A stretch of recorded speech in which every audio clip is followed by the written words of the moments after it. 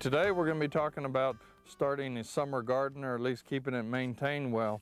One of the first things is, in at least the southern part of the state, we have soils that are lacking in organic matter.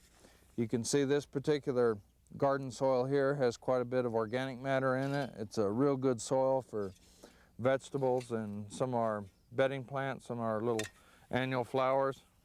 So this is a real good combination for that kind of soil mix.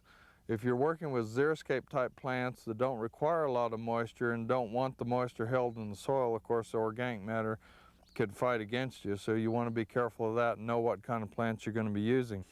Here's an area where we have planted some new plants. You can see we have some new tomato plants that have been put in.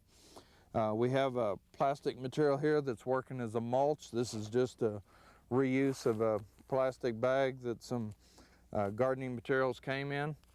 And what the mulch does is help to keep moisture in the ground so it doesn't dry out as quickly. It also keeps weeds from coming up, and it helps to regulate soil temperature. And all you need to do is take just a pair of scissors, cut a slit in it, and slip your plant in or slip it over the plant, depending if the plant's in first. Moisture will stay in the ground for a long period of time. You can use newspaper, you can use plastics, you can use some of the geotextile fabrics that are out on the market now, or just pecan shells, pine needles, straw, anything that you have an abundant supply of that you can use as a protective layer on top of the soil. So these plants will do a lot better with the mulch around them. Helps to protect the root system on especially some of your more shallow rooted vegetables and annual flowers. You also see that we have quite a few herbs started. These are kind of easy plants for a novice gardener to start with. We have some basil and dill, some cilantro, of course parsley, some sage. So there's a good mix of some easy to grow herbs that somebody can get started with. When we're talking about bedding plants, we're talking about the plants that come in a little 6-pack. We want to look at the root system.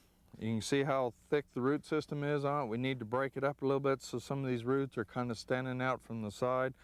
We want to loosen the soil up a little bit, because when we stick this plant in the ground, if that soil is undisturbed here, it forms a layer, and it's real hard to get water to move into the soil or get the water to move out of the soil, so the roots don't grow very well.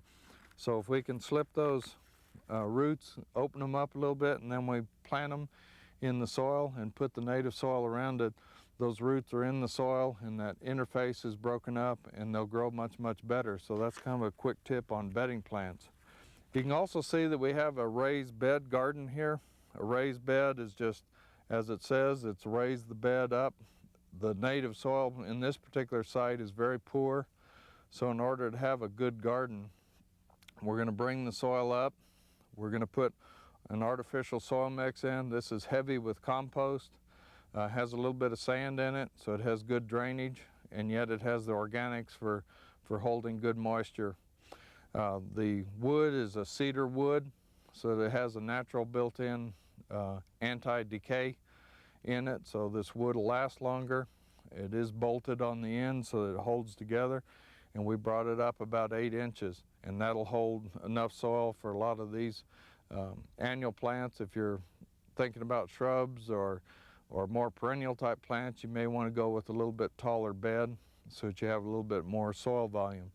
But you know, working on summer gardens, this is the time to get started on them, and I hope some of these tips have helped you.